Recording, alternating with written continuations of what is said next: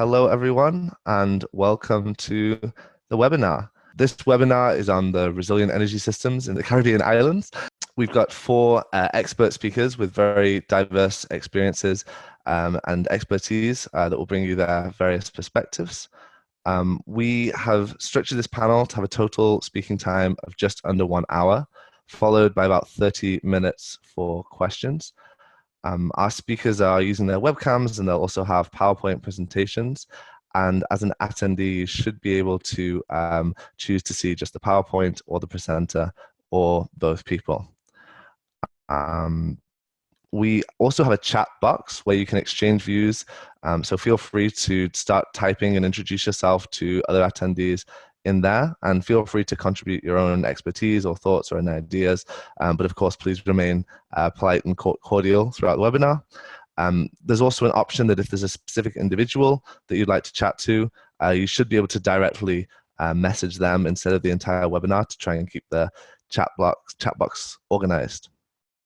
At the end, we'll have a Q&A session, and I've already had several questions emailed to me.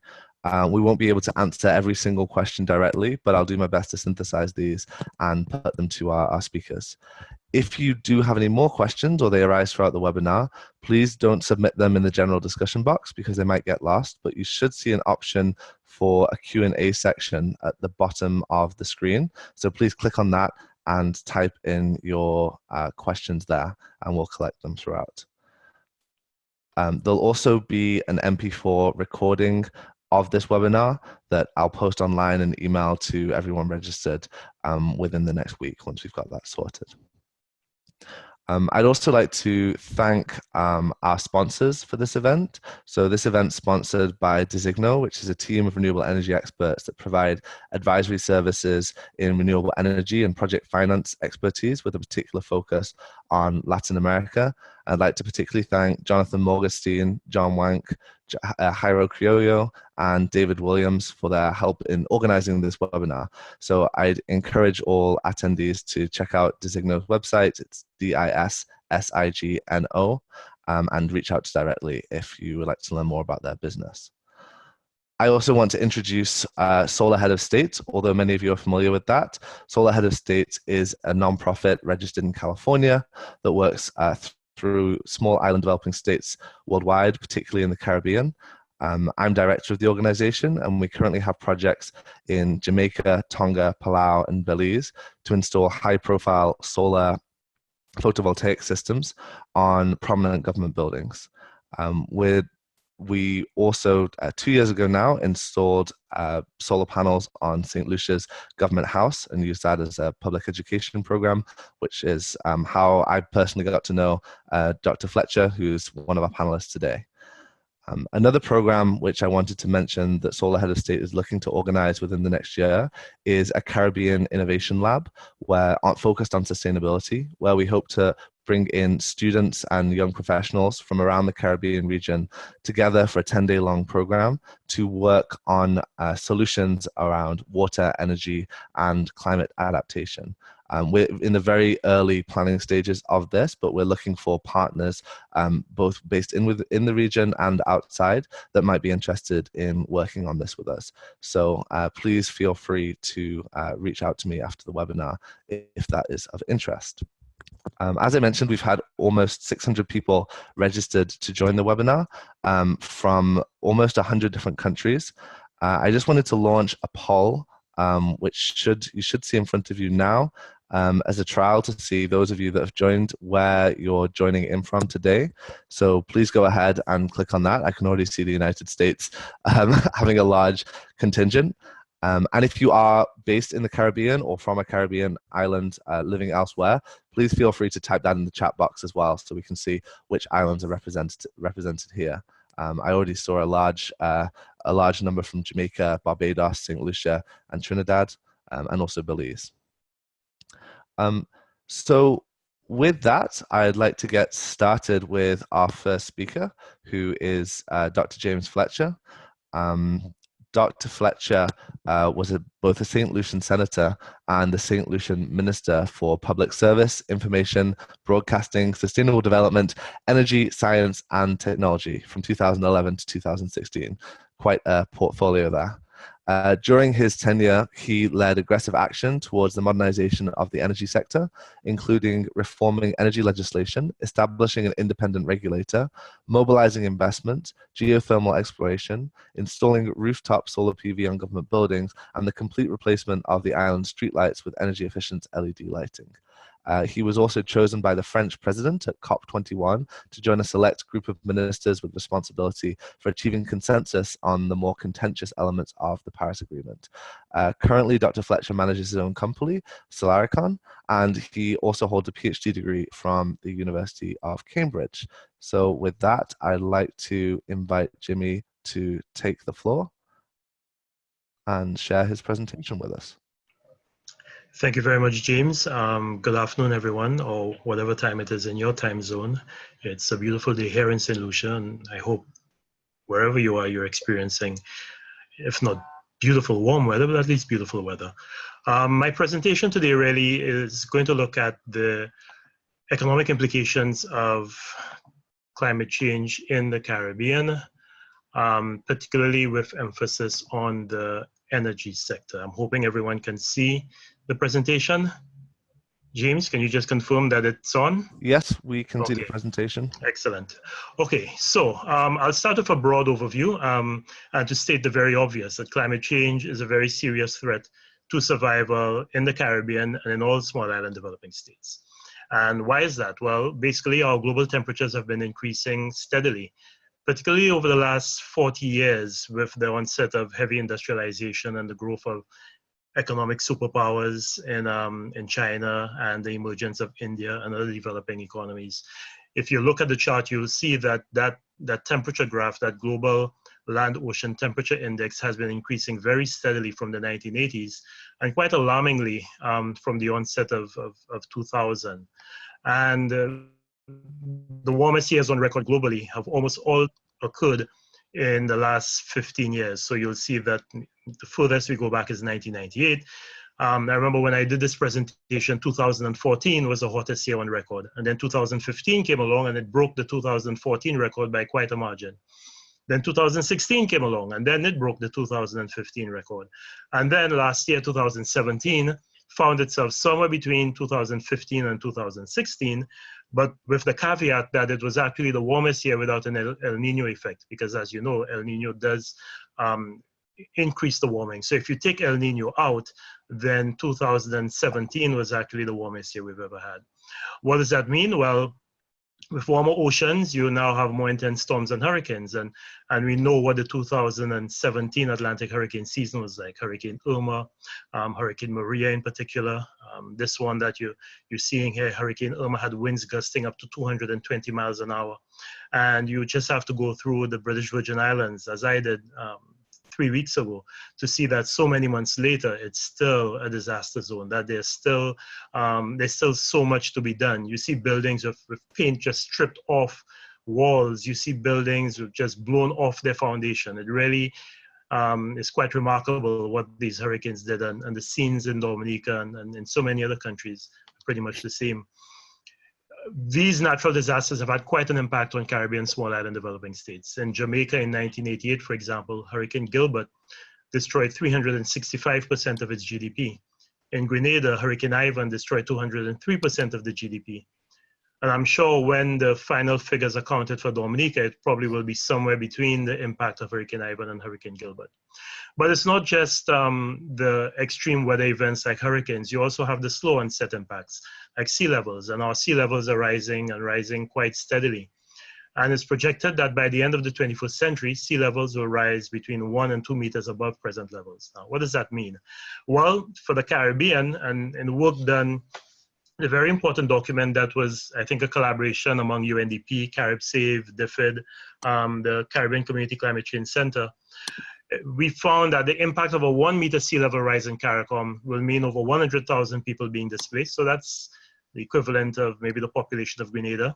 16 major tourism resorts lost or damage of 5 power plants, loss of 10% of CARICOM airports, and permanently lost land totaling $70 billion US, annual GDP losses of 1.2 billion. But that's just at the lower end. That's 1 meter sea level rise. We believe that it's going to be more than a 1 meter sea level rise, that it probably will be closer to a 2 meter sea level rise. And a 2 meter sea level rise will cause us to see over 245,000 people being displaced, over 24 major tourism resorts being lost, 9 power plants being completely lost, 18 CARICOM airports disappearing, and annual GDP losses of over 2.3 billion US dollars. The tourism industry will be very heavily affected because in most of our countries, we have built tourism resorts on the coastline because we want to give our visitors the ability to walk straight out of their rooms into the nice warm sand. And we see that the rebuild cost of tourist resorts will be anywhere between 10 billion and 23.3 billion, and that's by 2050. That's not even by the end of this century. Seaports and airports, the rebuild cost between 1% and 6% of GDP by 2050. There'll also be more frequent flooding, more droughts. Rainfall is projected to reduce between 10 and 20% with a 2 degrees Celsius warming. And I think that's really the bad thing about climate change, is that you will have extremes of weather. You will have more flooding, but you'll also have more droughts. Greater water insecurity. You'll also have seawater pushing, saltwater pushing further inland. That will cause a problem with food insecurity. Groundwater sources will be compromised in countries like Antigua and Barbados that depend on groundwater for their water supply. And also health. There are serious health threats. The Lancet and University College London have projected that climate change is the biggest global health threat of the 21st century. So an increase in vector-borne diseases. And there is quite a body of opinion that this incidence of Zika and chikungunya that we're seeing in the Caribbean now is as a result of many of these vector-borne diseases moving to climates that are warmer, and that this is something that we will see a little bit more in the future. And if you want to get a better sense of just how vulnerable small island developing states are, I'd recommend you read this book that was put out by the Commonwealth Secretariat in 2014 called Building the Resilience of Small States. And it develops a vulnerability index for small island developing states. And the information in there is quite frightening. For my country, St. Lucia, for example, it indicates that St. Lucia is actually the most vulnerable of all the small island developing states. And that's a very sobering thought. But this is a webinar on electricity and the energy sector. And the energy sector is one that is particularly vulnerable to the impacts of climate change. This report, for example, showed that the hurricanes have caused what is referred to as apocalyptic devastation to Caribbean power grids. So really what we need to do with our energy sector is to make it more robust so that it can withstand the impacts of climate change better, withstand the impacts of extreme weather events. Make it more resourceful so that when there is an extreme weather event, we are able to provide electricity, provide energy to people, so our ability to weather the storm, so to speak, and also improve its ability to recover so that after an extreme weather event, you are able to get your grids up and running a lot quicker. And that will cause, that's something that we really have to work towards, and adaptation in the energy sector will be extremely important. So basically what we're looking at is the need to build resilience at all levels in our national systems. But in that, I believe, comes an opportunity. And the opportunity really is to change the landscape of the electricity sector in the Caribbean. In most of our countries, you have electric utility monopolies and protected by long life electricity supply acts. We need to use this now as a stimulus to have more renewable energy, to cause there to be more microgrids so that you don't have your entire grid going down. But for that to happen, there are serious policy and legislative changes that must take place. We need a new legislative structure in almost all of our islands because you have these very outdated electricity supply acts that give the utility basically a monopoly for the generation, transmission, and distribution of electricity. You also don't have arm's length regulation taking place, and that's a problem because it's difficult to attract quality investment if the new investor coming in is not assured that there'll be a level playing field and the incumbent will not have certain advantages over the new independent power provider. We also have to build smarter. This is a picture of the southwest coast of Barbados, and just picture this with a 2-meter sea level rise and some of the things that I spoke of earlier. But this could very well be Grenada, it could be St. Lucia, it could be any Caribbean island. So we have to look at building smarter. Otherwise, we will find that we are constantly in a cycle of repair and recovery. And it doesn't matter how much money we have access to.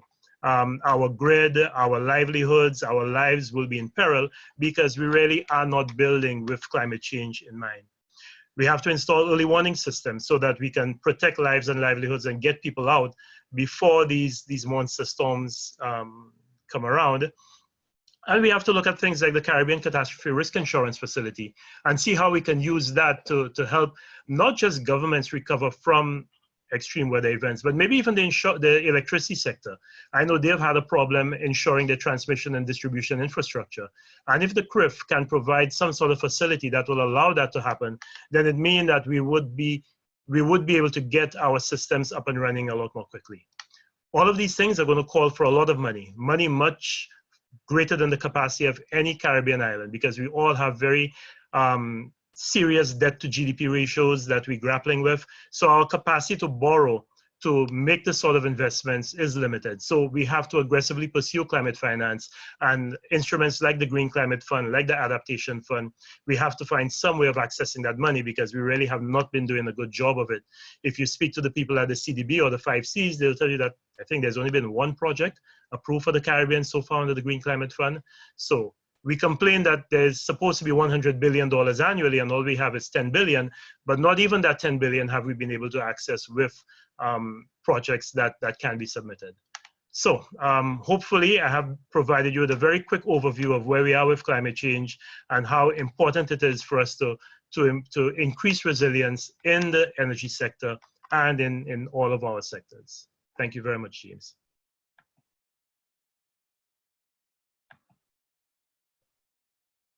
Thank you so much for that overview, Dr. Fletcher. That was fascinating and a really good way to start off this set of speakers. I just wanted to bring everyone's attention to the poll.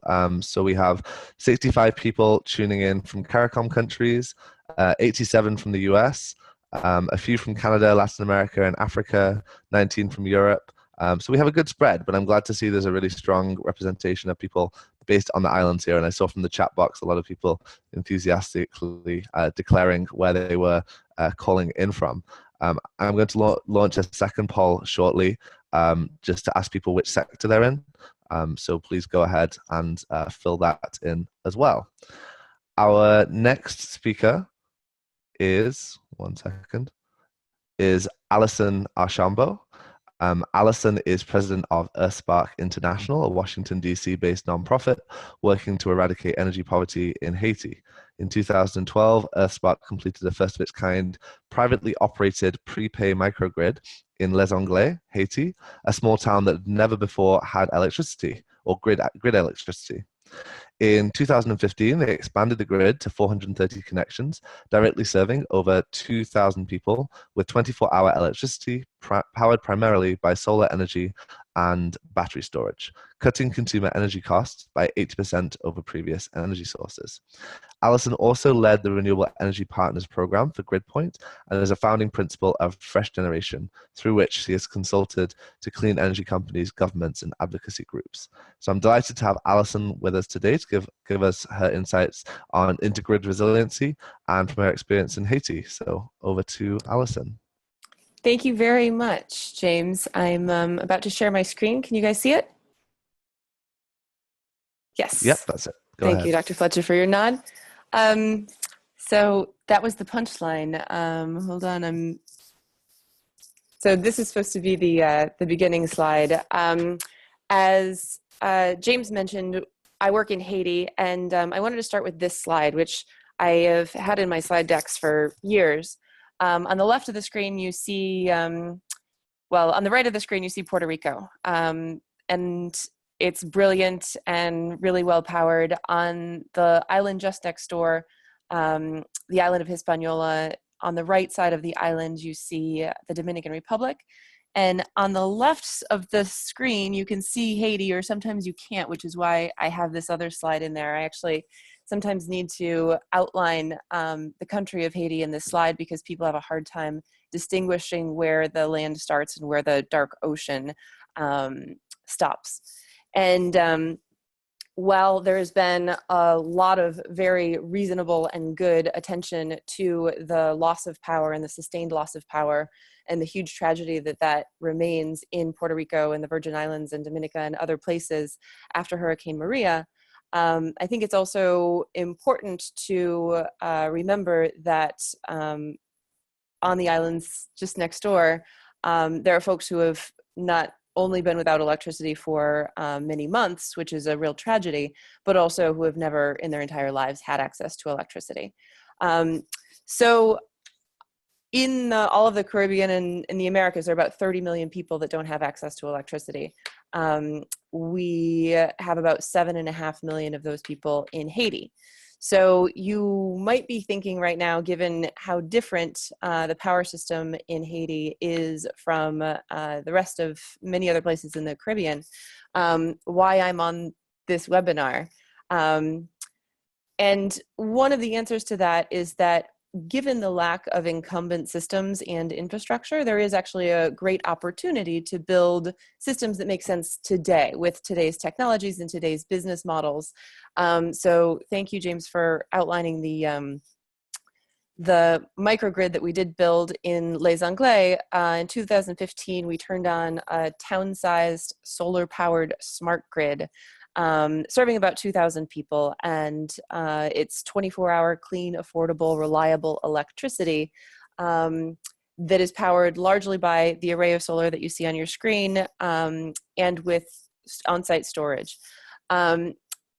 Just to define microgrid for folks, put simply, microgrid is an electricity system in which the electricity generation and the consumption are near to each other.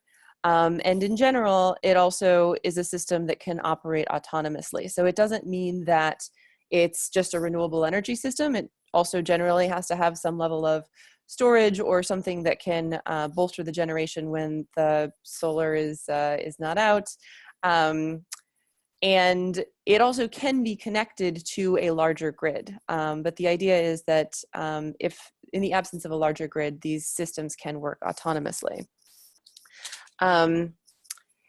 We're talking about resiliency here, and I wanted to note that it's not only the climate change and storms that are driving resilient systems.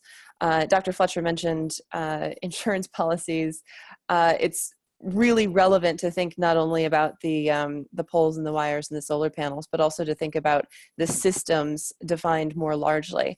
I put this slide in because we ended up needing to develop our own smart meters to have a business system that could be resilient in the face of electricity theft.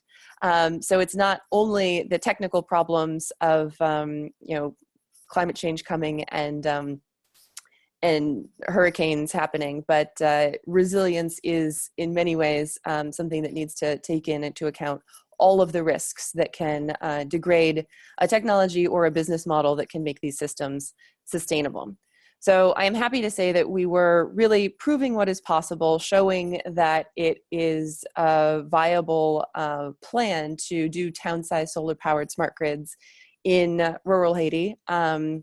And we were happily addressing our operational issues around theft and other risks, but really proving what was possible and using our model of de-risking by doing here in the way that we could sort of drive policy, hopefully, to then adopt more clarity around policy to enable us to build other microgrids.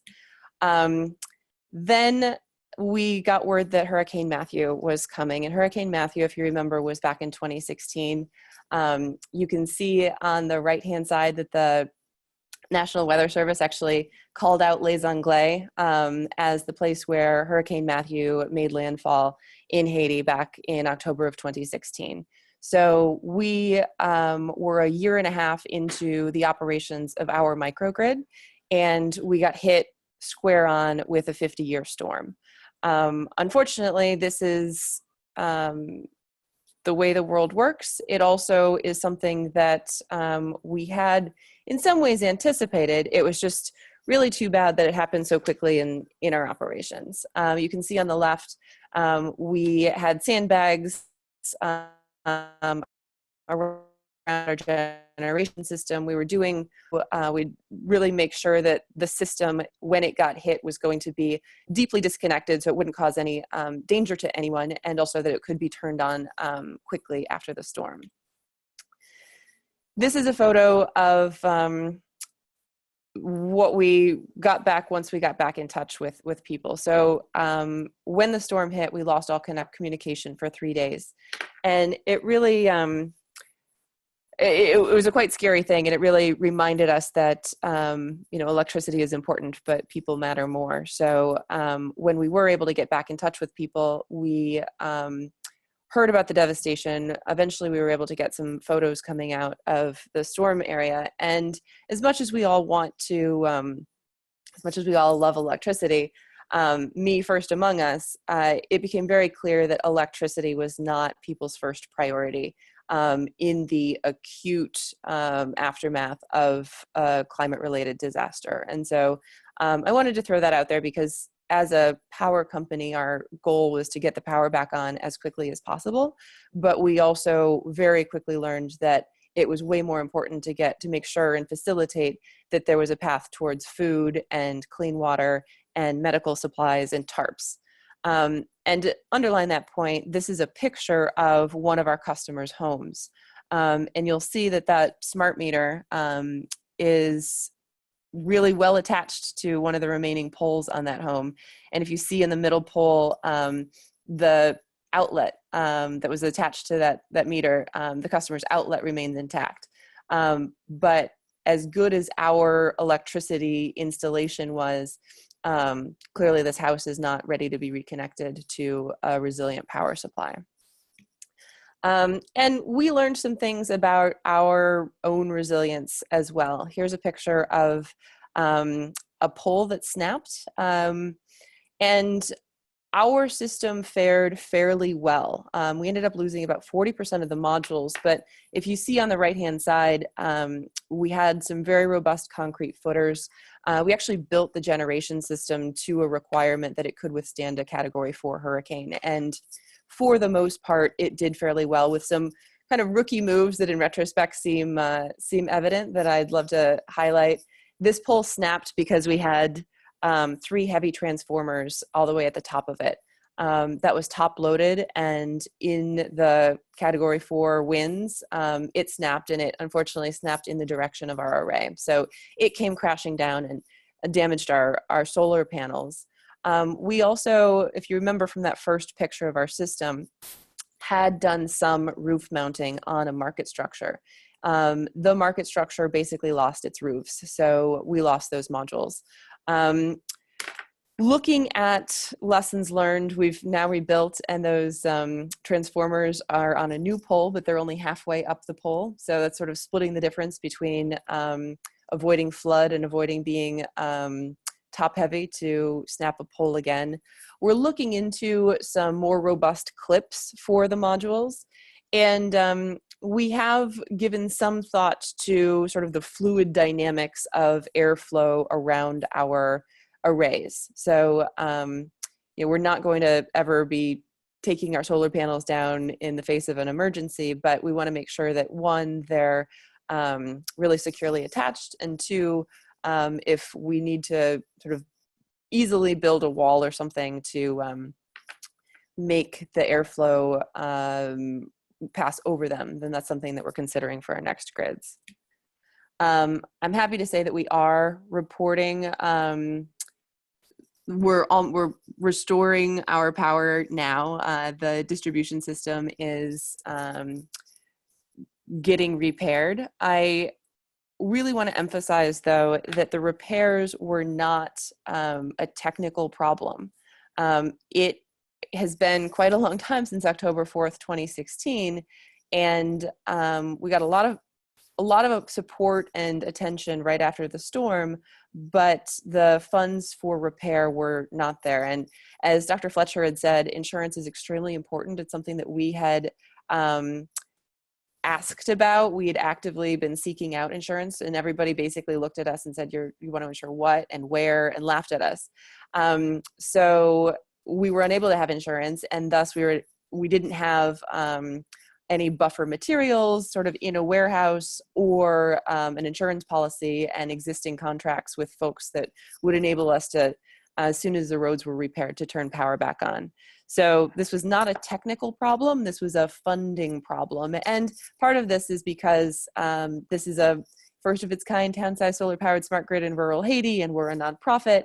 And one of the things that we're hoping to work with other stakeholders, including Christiaan and all of the international agencies around microgrids, is that there is an ecosystem and policy framework that enables microgrid developers to put aside some reserve for these kinds of repairs, to, when we build at scale, have more systems so that it's not, a one-to-one rebuild fee. It's a one extra set of components across 20 different grids, which then makes it a lot more affordable.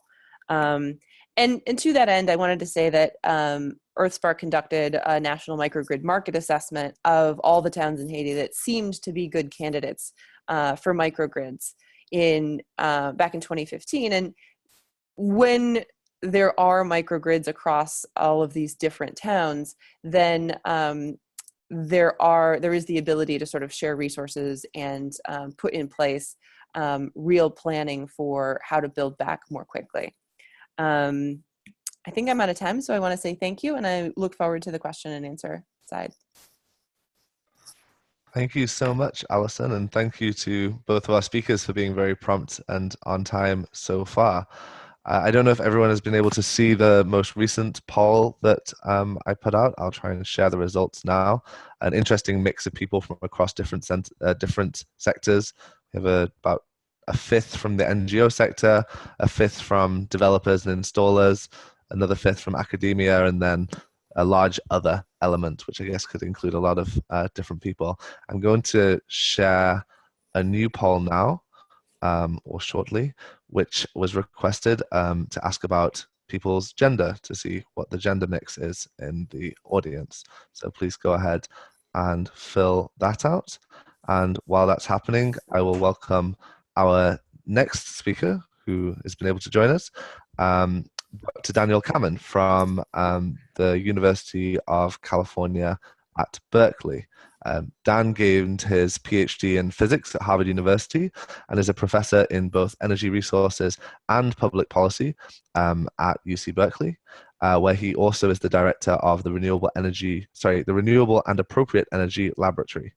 In 2016, he was appointed as the science envoy for the US Secretary of State, John Kerry, which he was until August 2017, where he resigned from the position, citing the current US administration's withdrawal from the Paris Climate Accords and other efforts to undermine energy and environmental research.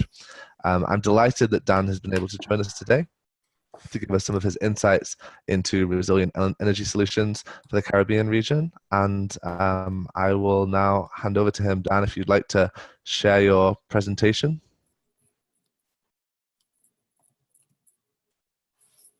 You should be unmuted now. The share button's in the bottom. This would be a green button. Trying to pull it up and see if it'll give me my slides. There we go. Yeah, well, there we go. I'd like Just to present. Well, it's my honor to get to join this exciting group. And I really learned a lot from both James and Allison, and I think my comments will follow on quite nicely. What my laboratory does is to focus on solutions at scales from pay-as-you-go, off-grid, solar, small household solutions, through mini-grids, through the interaction of mini-grids and the large regional grids. And I'll try to sort of quickly in these comments go through these different things at scale because Caribbean islands give a whole host of opportunities, from the smallest island communities to some of the larger ones that might actually be linked if some of these cables we talk about or see funding discussed every now and then pop up. And just to give everyone kind of a linkage point, this is a picture of my laboratory team. Several are from Latin America and the Caribbean. I want to give a shout out to one member not pictured here, Rebecca Shirley from Trinidad and from Jamaica. She's actually now a resident research scholar at the University of Nairobi, making up the 2% Africans on your poll, I believe. But Rebecca has a background in environmental research in the Caribbean, and we've been working in island systems from Southeast Asia now to East Africa. And I'll come back to what she's doing in a second, because it highlights some of the sharing that we need to do, not just on the technical side, but on the exchange of people who have really seen resilient energy systems get built and put into operation, which is arguably a bigger job than any piece of hardware in this story. There's a long context that I won't run through because I'm told the slides will be available, but it's essentially the technical and a little bit of the policy run-up that happened before the Paris Climate Accord, really highlighting this 80% clean energy target that we all need to hit, and actually the 100% clean energy target we ultimately need to get to. And because smaller units, islands, cities, cantons, individual hotels can move much quicker than their governments, there's a huge opportunity for the Caribbean to actually lead in much of this process, not just really be a first taker of technology and policy from elsewhere. And I'd really like to see that Caribbean leadership role become highlighted in this process. A bit of reference is that the website of my laboratory, where all the materials are, is here. That RAEL stands for Renewable and Appropriate Energy Laboratory. And for those of you who are good at multitasking, which means everyone under the age of 35, the Twitter I put up there is not my personal Twitter, it's the Twitter for our lab. I just posted during Allison's comments, just a note, so if anyone wants to go online and like or comment on it, it'll give a nice way for us to see who's commented. I see James was able to do it, and so far 3 people. So let's see if we can get into the hundreds by the end of this short part of the presentation. And I post about 1 tweet a day about the research and the policy our lab is doing. In terms of the context, everyone knows this. This is sort of what James put up in the first presentation, and that is that every year of delay makes the climate task more difficult and makes the resilience more expensive, not only because global emissions go up, but because we have to follow a steeper path. The first path down from where we were in 2016 to essentially zero emissions is the blue. And if we wait until 2025 to get serious, our peak has gone up, but also that slope has to go up. And I put this up for one critical reason. This shows in the blue a slope of about 3% a year decarbonization. That's something that we have seen in China, in California, in Portugal. But the red, over 5%, we have never seen any place on the planet maintain that level of decarbonization for more than a year or 2. So every bit of delay, every decision to extend a gas plant or consider a coal plant as opposed to doing the clean energy transition makes the job harder and means places like the Caribbean will suffer more. Now I show this, this picture here. This is an atoll not in the Caribbean. This is in French Polynesia. And I highlight this because this is a system that my laboratory designed 10 years ago for a certain celebrity resident of the British Virgin Islands who didn't install it, but a celebrity resident in French Polynesia said, well, I'll take it. And so what you see in the middle of the screen is the island that had nothing on it but a dirt airstrip. And what we've done over 3 years is to take this island, build a series of homes, a research and a resort center, which you can see closest with that pool. On the backside, you can just barely see the airstrip. And what we did on this island was to put in half a megawatt of solar along the runway. We also installed, in addition to the solar, a number of other features. A coconut-based biofuel system to make energy for those heavy pieces of equipment, the diggers, the movers that couldn't be run electrically. We also installed a SWAC system, a saltwater air conditioning, taking advantage of deep, cold water to provide air conditioning with about a 94% energy savings over what we would have done by even the most efficient heat exchangers, a remarkable amount of savings. We also installed a large zinc bromide flow battery as the most expensive component and as the heart of the system, giving it several days of backup, even if the power is out for a variety of reasons. And in fact, the last thing that we didn't get to was a very interesting bit of the story that shows how limited our thinking can be. This is a wave energy system. It's a tank of fresh water anchored to the ocean floor that we thought about installing because of the energy benefits, but because we had enough power from the solar system and from the savings from the SWAC, we didn't push it ahead, not thinking that a critical feature for an island that goes from a small population of one family to hundreds would need a vastly large amount of fresh water.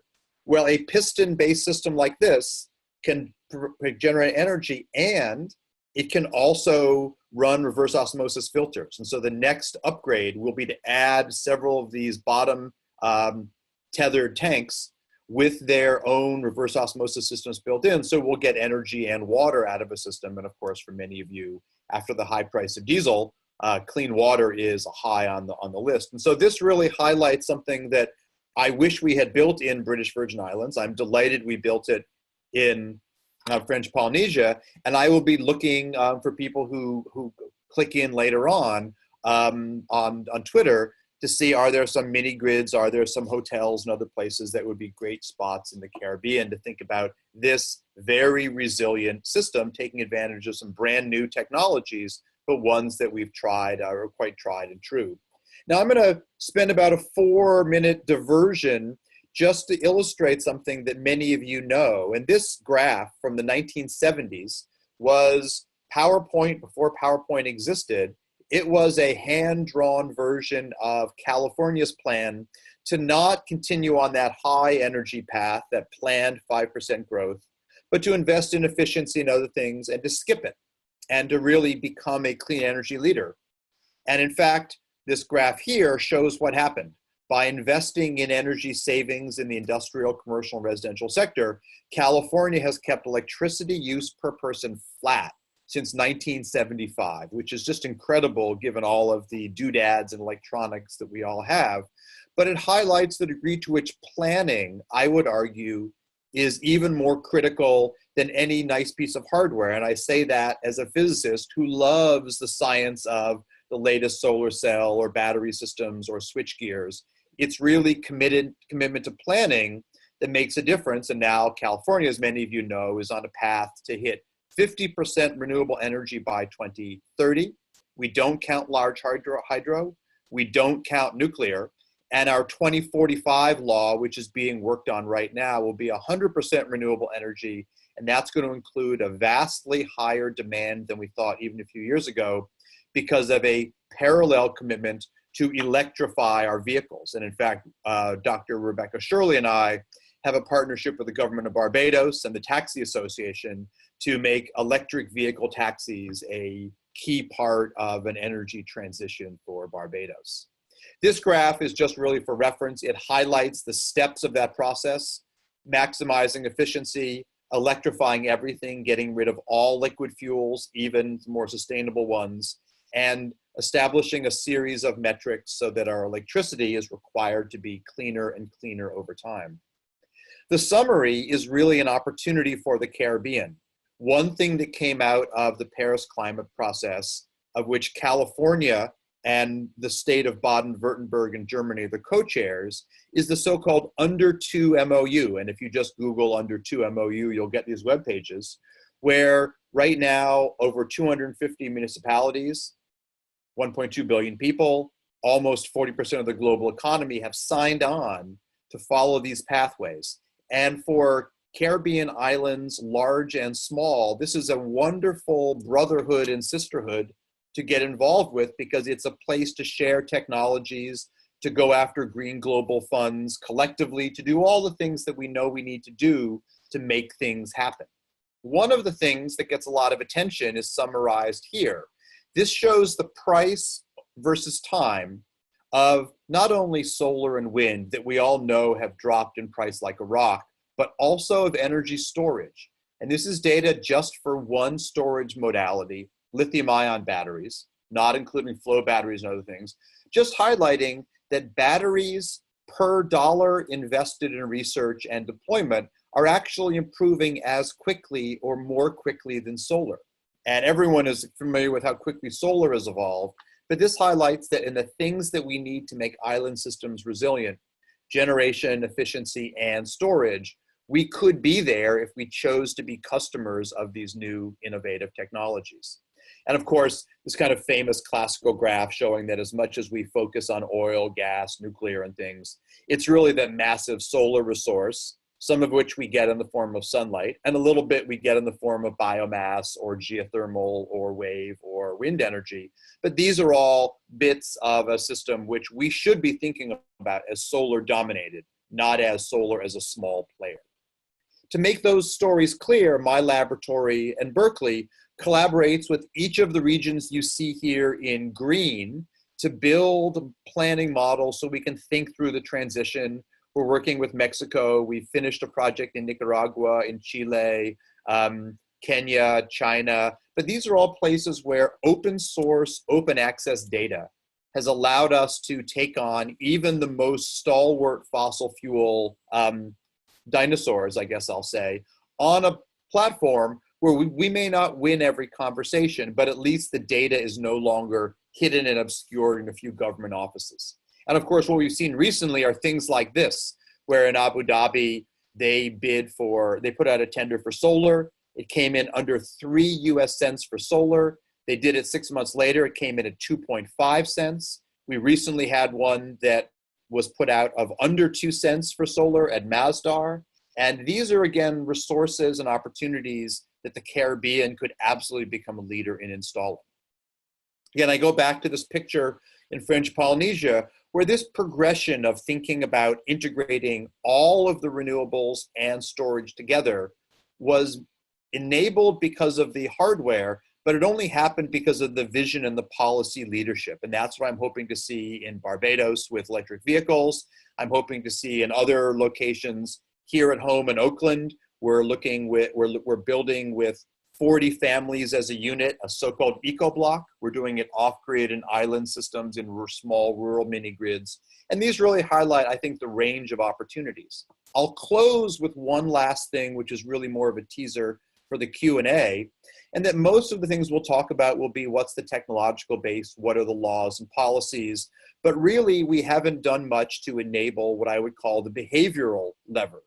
The ability to get people to vote with their feet and their wallets and their interest. And so one of the things that we do, and you can see the website here, coolclimate.berkeley.edu, is to build carbon and resource footprint tools. So anyone from interested NGO groups to government groups to activist groups can really get online and understand what their carbon footprints are and what are the cost of the types of alternatives that we'll be talking about.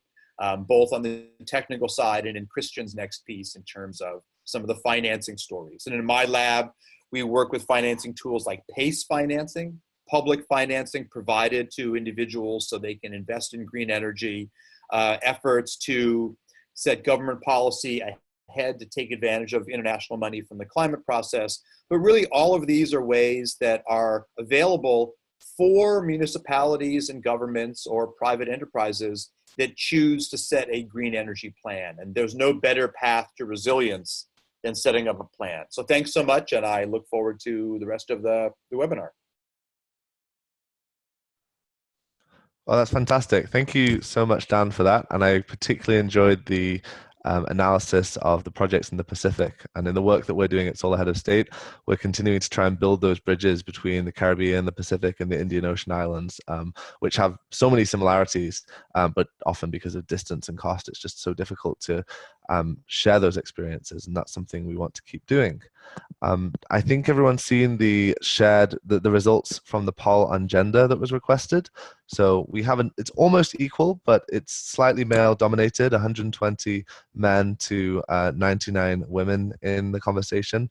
But actually, given the overall dominance of men, unfortunately, the energy sector is not particularly equal normally in the gender dynamics. I think that is quite reasonably equal. I'm going to launch a new poll now. which is just coming. Which is just a bit of fun, nothing scientific, but which of the technologies do you believe we should be prioritizing in the Caribbean? So I'm sure this will make some controversy and some discussion, but just to give an idea of the existing things that people in this conversation are looking at. I also want to draw attention to the link that I posted in the chat, which was the creation of a WhatsApp group. Given how active this chat has been, with people sharing information, business links, etc. I created a WhatsApp group just now, so please go ahead and join that if you'd like to, because unfortunately the chat here won't be easy to save afterwards. If a couple of people have said they're having trouble, so I will resend it, but if people are still having trouble, let me know and I can email it out as well. So our next and final speaker, last but not least, is Christiaan Gischler from the Inter-American Development Bank. Christiaan is the focal point at IADB for sustainable energy with over 15 years experience in the energy environment sector in Latin America and the Caribbean. He's been leading several initiatives in renewable energy, including geothermal, energy efficiency, bioenergy, and climate change mitigation. Christiaan is actively working to promote sustainable energy projects and programs throughout the region, has developed several co-financing instruments which several donors use using climate financing such as the Global Environment Facility, Clean Technology Fund, and the Green Climate Fund in climate change mitigation. He is the practice leader for geothermal power for the Caribbean region in the IADB Energy Division. And prior to joining IADB, he worked for the National Commission for Environment in Chile, and for the private sector in pollution control equipment. So I know we're all dying to get our teeth stuck into the finance section, and I'll invite Christiaan now to share his presentation and give us some background.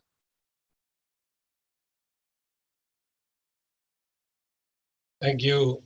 Thank you, James. Are you able to see my screen? No. Oh, yes, we can see it now. Okay. Are you able to make it full screen? I thought it was full screen. It's not, but that should do. We can see it. Let me see if I can fix this. Okay, wait just a second.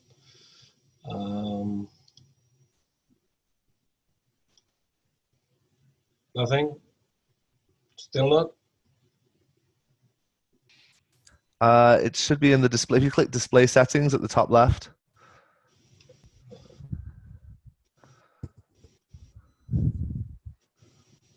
Yeah, that should be it. Swap presenter view and slideshow. There we go. Okay. All right. Well, thank you, James, for the invitation to participate in this webinar, and hello to all my fellow colleagues. So I'll talk about how to finance all this, okay? So let's see how we do it. So resilient infrastructure. This is a bit in line with what Allison presented. She has a project in Les Anglais. We have a project in Rocha Bateau, Coteau, and Port-au-Piment. And very similar structure. This was a cooperative with solar panels and a scheme to collect the funding, very similar to what Earthspark was doing, but in a cooperative way. And this is the result after Matthew. So Allison lost about 40% of her infrastructure. We lost about 80% of our infrastructure. So we really take resiliency to climate change as a big issue. We lost a lot of our installed capacity, and now we are in the process of rebuilding the whole thing, plus rebuilding the cities that were taken down by the hurricane. So I wanted to talk about examples of another island of the Caribbean. This is the island of Bermuda, which is not an IDB member country. It's not a CDB member country. So IDB member countries, we are talking about Jamaica, Trinidad, Haiti, Dominican Republic, the Bahamas, Barbados, Suriname, Guyana, Belize. In the case of the CDB, we're talking about mainly the Eastern Caribbean, so St. Lucia, where James is from, Dominica, St. Kitts and Nevis, Grenada, St. Vincent and the Grenadines, Antigua and Barbuda. And this island, I was invited by the government of Bermuda to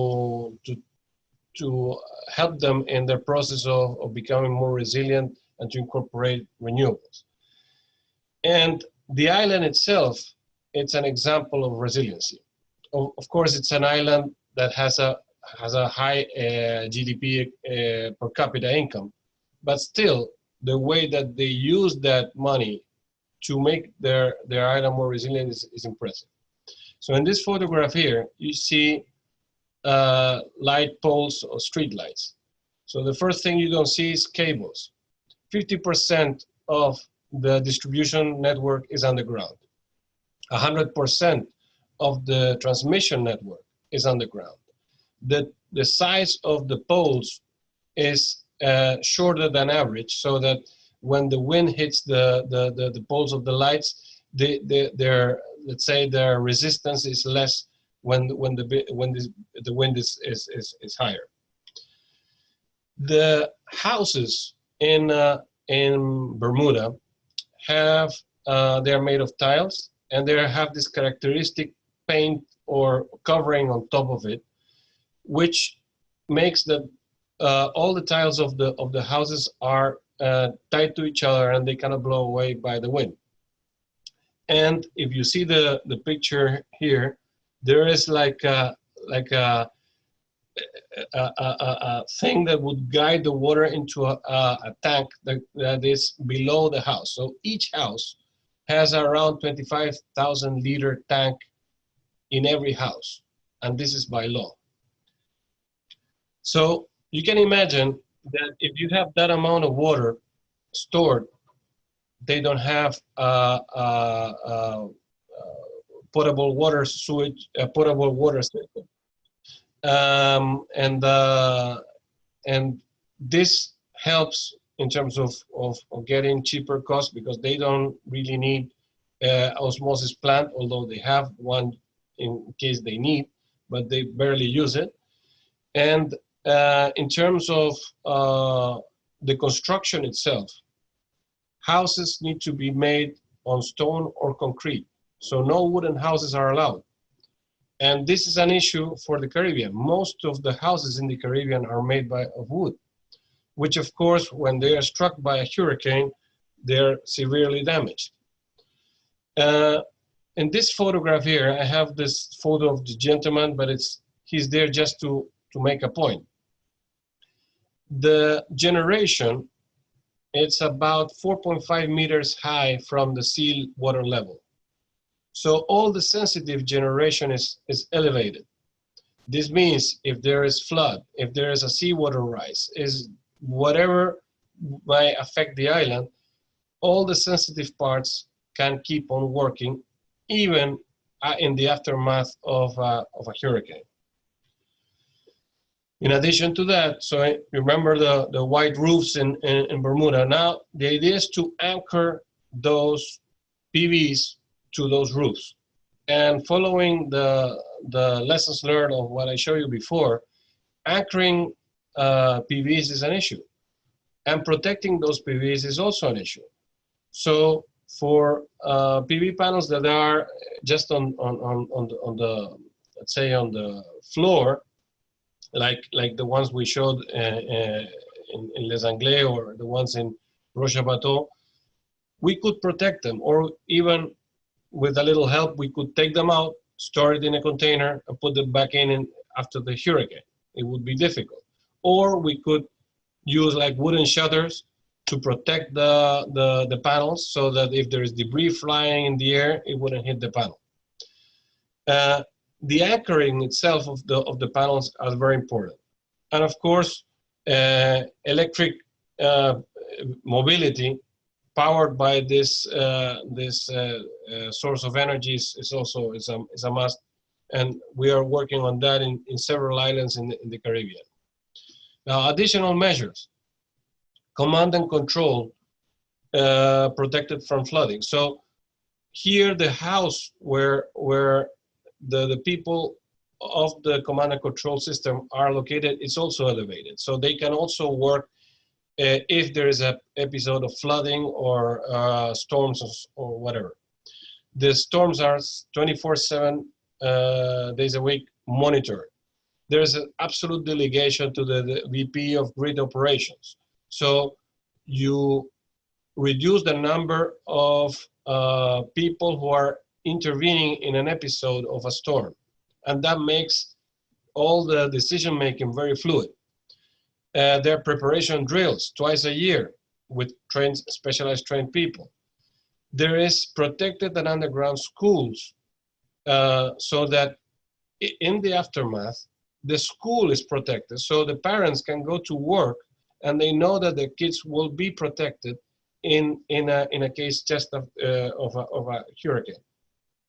What they want to do in the future, as I told you before, the distribution network is 50% underground. They want to complete that 50% so that they have it 100% underground. The transformers, like in the case of Allison that she showed, the transformers were elevated. In this case, the transformers are protected by concrete walls with ventilation so that there is not an overheat, but they're totally protected. So in case of a wind or flooding, they are fully protected. So with this, what I wanted to say is that there are some elements that can be replicated in the rest of the Caribbean. Of course, this will be more expensive than average, but it pays off.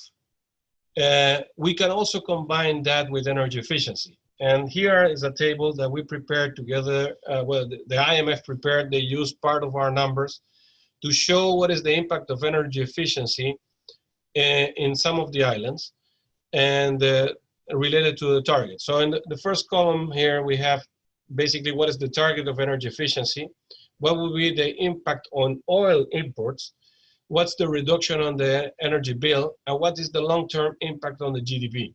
And as you see, it's pretty important, the effect of energy efficiency. So we can combine energy efficiency measures with resilient measures for infrastructure, and it would pay off. In the case of renewable energy, the targets are higher in order to get better penetration of renewables. There is, of course, an impact on oil. There is an impact on the bill, but the long-term impact is a bit less. Why? Because renewables is just a little more expensive than energy efficiency in terms of the overall cost. Of course, PVs are dropping the cost, but still. Now, a little of what is happening in some of the islands. This is a graph that we did for the island of Barbados and shows three ways of producing power with HFO. This line here, the yellow line, it's all diesel, and this light blue would be LNG. And this lines here is the price of PVs plus batteries in the same island, and we are talking for an island with installed capacity of about 240 megawatts. So we have sodium batteries, the red line, the flow batteries that Dan was talking about, didn't refer to, but there it is, and what Dan referred to was the lithium-ion batteries. What this shows is that here there is an important break-even, and of course with diesel, of course, there is a break-even even in 2021. It's already expected that PVs plus batteries will be diesel. And around 2027, it will be LNG. So the future is right there, and particularly we will see this in smaller islands starting with smaller islands and then going further with longer islands.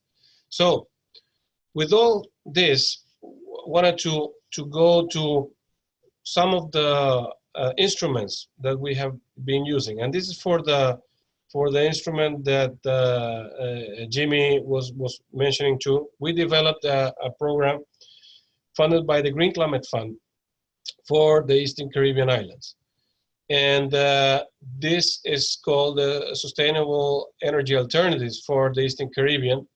And we show here in this graph the levelized cost of energy for different technologies, the displacement of barrels of oil, and the size of the bubble would show the potential.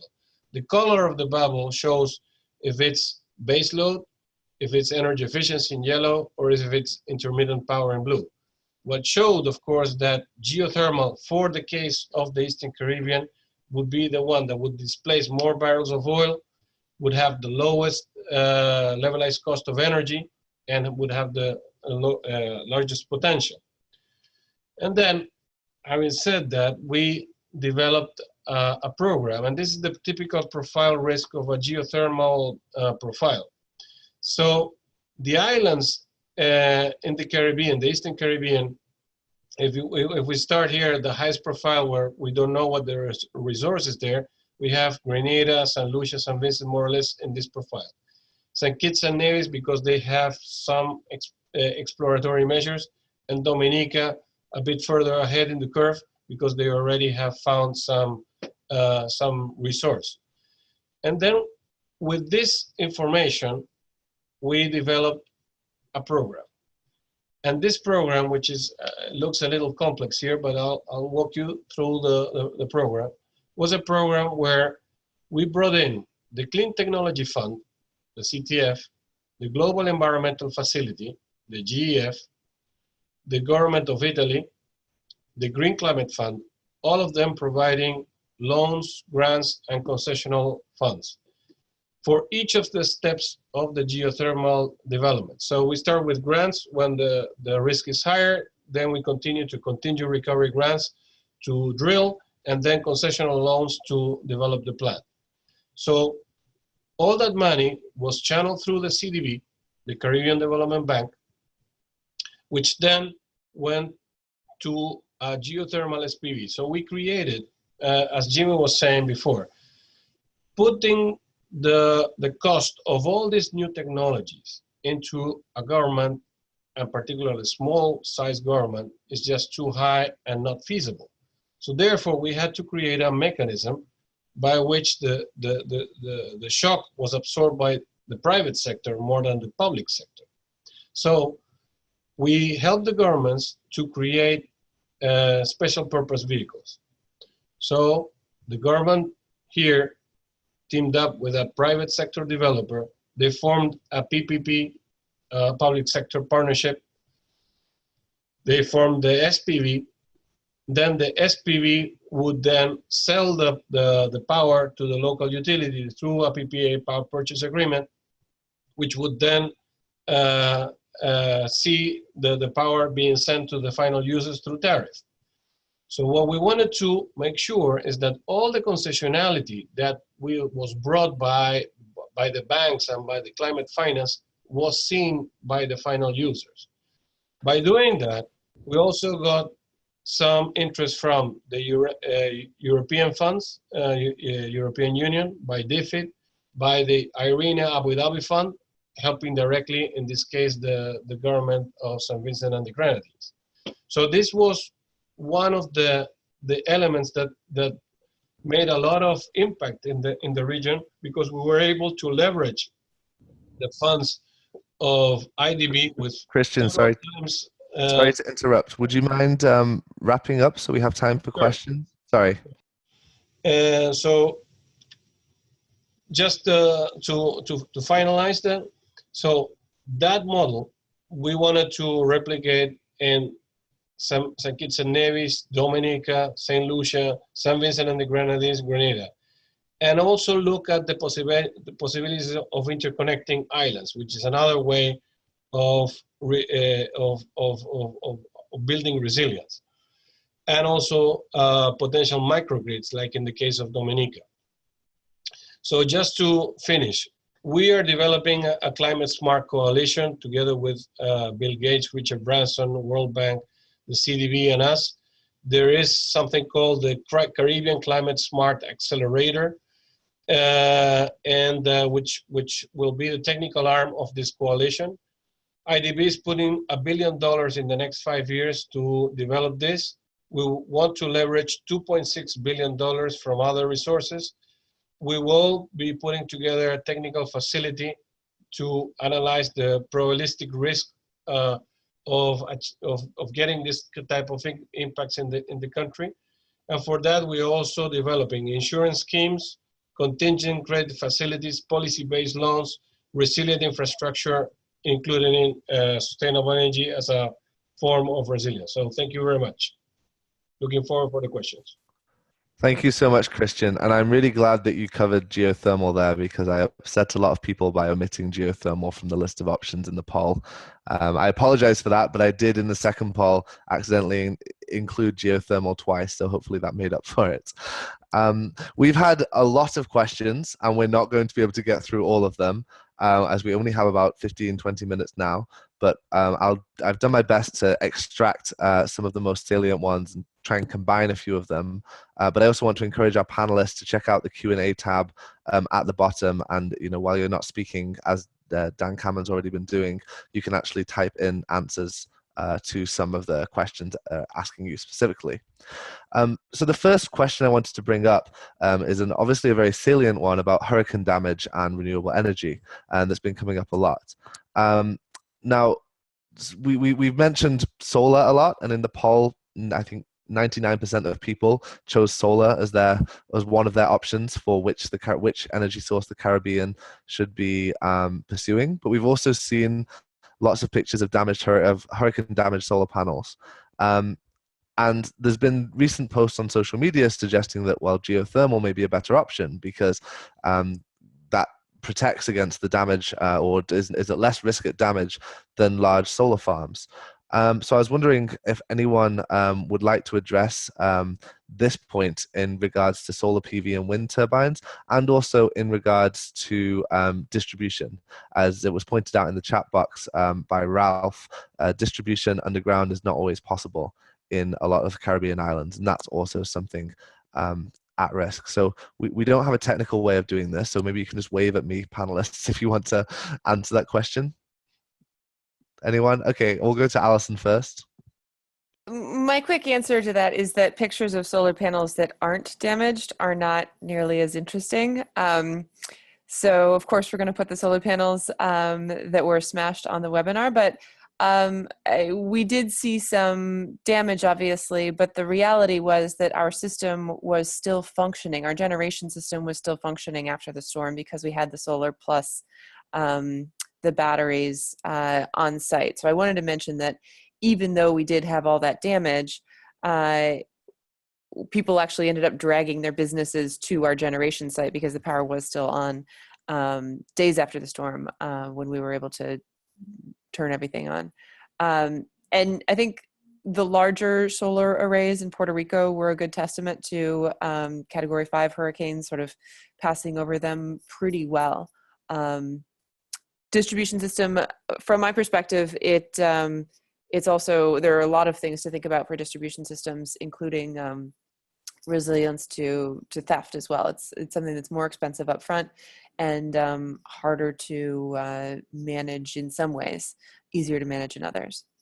Allison, just a quick follow-up question before I move to the other panelists. It was also asked what level of capacity there was available on the ground in Haiti. Have you been able to get a large number of people trained yet, or are you still having to bring in outside expertise for repairs and things like that? For putting together the repairs, it's all local firms, either from Haiti or for the Dominican Republic. There's very adequate local capacity. Thanks, Allison. Christiaan, do you want to add anything to that? Sure. Yeah, just to mention on the issue of the geothermal versus solar and so on. I think the rule that we're trying to follow here is that if the country has access to renewable baseload power, do that first. If you cannot do baseload, so baseload we're talking about geothermal, hydro, waste to energy. If you're not able to harness that, then go to intermittent, because in the long run, probably it will be cheaper. Unless, of course, the price of batteries will drop to a level that is very cheap. And it seems that we are going that way. But in the interim, we need to develop at least in these islands, it looks like the economics are for baseload renewable first. And then for the case of Barbados, even Haiti, DR, and Antigua, and so on, that do not have potential for geothermal, of course, PVs. PVs plus batteries, it's the way to go. As we saw in the graph, it will probably beat, it's already beating diesel, and it will beat LNG in less than 5 years. So it means that the time for a plant, for the money to invest in a plant, you are not able to repay that plant in less than, let's say, 5 to 7 years. So for a business opportunity decision, we already had experienced that with the utility in Barbados. They told us they are not moving to LNG because they do not have enough time to repay for an LNG plant. Instead, they will go for PVs plus batteries. Dan, did you have anything to add? Just one quick thing to say is that there's a whole bunch of innovations that actually really lend itself to resilience. One is that in the old days, we used to do solar panels in strings with one large central inverter, which is nowhere near smart on an energy harvesting basis. Now that we're seeing microinverters where each panel can have its own inverter and you just simply sum the output, now loss of panels, like Allison said, is really kind of unimportant because you lose that panel, but the whole system stays up and running, and replacing a panel is very easy. And so that's just one example of a technology. But I do think that the point, and several people raised it on Nevis and elsewhere about geothermal, is really key, and that is that you almost always do better by not doing all of one. Even if solar looks great, having a hybrid mixture of solar and geothermal, or waste energy and solar, these combinations just mean that the engineering team and the financial team work together in ways to blend financing. And I've mentioned online the PACE financing tool, which is available in many places. These are all things that work better when the developers really plan on a mix. And that, I think, is more resilient than any piece of hardware, and that is having multiple actors that really feel committed to a project. Thanks for that, Dan. I have another question here, and advance warning, Jimmy, this is coming straight for you. So the question is that revising and updating government legislation in many Caribbean countries takes a long time. It's a very slow process, and on the other hand, the technology is moving very quickly, as is the financing mechanisms. How do citizens get the governments to move faster, and how can people encourage that change to keep up with technological change, especially as the next hurricane season is only 6 months away? It's a good question. I think, first of all, we have to understand that we don't have to reinvent the wheel. The Electricity Supply Act in most of these countries is very similar. So the same sort of provisions that are in place for Lucia and St. Lucia are almost the same conditions that are in place for Grenlec and Grenada and Domlec and Dominica. So I think what we need to do is do a lot more collaboration, a lot more looking at best practice. And for example, St. Lucia and Grenada under the SERA project embarked on a comprehensive review of their legislation, very comprehensive review of the legislation that was supposed to pave the way for, one, the establishment of a utility regulator, but two, also create that level playing field that I spoke about in my slides that would encourage quality investment to come in. Because one of the problems with the energy sector in the Caribbean, and I experienced it as a minister, is that you get a wide range of investors coming and knocking on your door. You have people who tell you that they can have a geothermal plant up and running in 2 years. And you have others who are much more realistic and tell you that it will take 9 years because of the gestation period, because of the exploratory work that has to take place. So one of the challenges you have is to be able to navigate that minefield of investors and determine who's good, who's not good.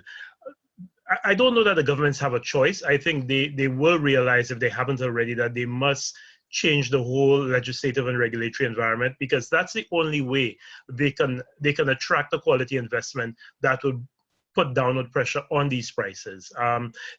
To source and invest and say, okay, I'm working with this one person, you don't know whether you're getting the best deal. So I think governments will be forced to embark on this change. And like I said, they don't have to go and hire legislative draftsmen or draftspeople to rewrite legislation, because it's been done in other jurisdictions. Just one point on I think a very important slide that Christiaan put up about to build resilience by having these undersea cables and allowing for the export of energy. It's an extremely important point, because if you look at some countries, for example, like Dominica, what the domestic market is for energy and what the potential is for renewable energy generation, you'll realize that the renewable energy generation capacity far exceeds the domestic market for energy. So the only way an investment in geothermal in Dominica can make sense is if Dominica is able to export that excess energy to Martinique and to Guadeloupe. But for that to happen, there are certain infrastructural changes that must take place. That undersea cable must happen. But also, I think something that unfortunately got frustrated and has not gone very far needs to happen, and that is some sort of regional regulator for the energy sector that will allow energy to be exported and traded across markets. Because you can't do it right now with one, the non-existence of regulators, and two, even more importantly, the non-existence of an overarching regional regulator that will allow that trade in energy and allow that resilience to develop. So if a hurricane hits St. Lucia, heaven forbid, that it can bring in energy from Dominica or bring in energy from somewhere else to get its grid back up and running very quickly. So there are things that must take place, and I think the citizenry needs to put pressure on the governments to make them move in that direction. But the governments also have to understand that there are best practices around that they can very easily learn from and copy from. Thanks for that, Jimmy. Dan, did you have anything to add on top of that? No. Okay. Then another thing that has been coming up a lot is we've focused on solar, and that's been the majority one. We had a bit of discussion on geothermal, but the Caribbean islands are surrounded by oceans, which gives us potential for wave, tidal. I know there's someone in the chat who has a company doing ocean thermal technology. Why don't we talk about those technologies? I mean, does anyone want to give a very basic introduction on where this is at? Because it's something that comes up to me all the time. Okay, Jimmy's very eager, so we'll go straight to him. Thanks. Those members of my staff who worked with me in my ministry will tell you that OTEC was a pet project of mine, because I saw OTEC doing this ocean thermal energy conversion. I saw OTEC doing for the energy sector in the Caribbean what fracking did for the energy sector in the United States. Could completely revolutionize it. Would give you base load, which is important, but also some of the other things like the cool water cooling that I think someone, I'm not sure if it's Dan, spoke of in one of his slides. The possibility of desal, of which almost all of our countries are water insecure, and OTEC gives you that potential. The problem with OTEC is that it's still embryonic technology. It's still very expensive, and for me, that's where we need to direct some of the research, because if we can crack that OTEC nut and we can get OTEC going in our jurisdictions, then we can completely revolutionize and transform the energy sector in every single one of our islands. Did anyone else want to add to that, Dan? I think everything James said is right on the money. The challenge is that this is an early technology. There are so few units in place in Hawaii and a few other places, and there's big capex, there's big capital costs in getting something done. So if the Caribbean really wants to not only meet local energy needs, but also become an exporter of technology, expertise, human capital, you have to put bets somewhere and you have to spend money. And everyone looks back at Denmark as if what happened there was some wonderful miracle. And now, of course, they're obviously the wind leader. But Denmark started its wind energy revolution in the 70s because they were sick and tired of importing German products. It was an economy that was going essentially nowhere as an appendage off the EU, and they invested. Universities, like the equivalent, the University of the West Indies and others, government offices have to invest. And one real challenge in the Caribbean is that there is a lot of reluctance to be the leader because you feel like there's rich partners in Europe and the US, and what are we going to do, kind of small Caribbean states? That's not an acceptable excuse. If you want something to happen, don't wait for someone else to innovate. You need to sit down with the richest hotel owners and say, we're not going to renew this contract unless we see some fraction of this going into R&D. We'll partner with the government. The Ministry of Tourism or Energy will play a big role, but we're not going to give a free ride to as much diesel as you want to bring in your containers without paying a surcharge that goes into research. And, I hate to be so blunt, but it comes down to guts.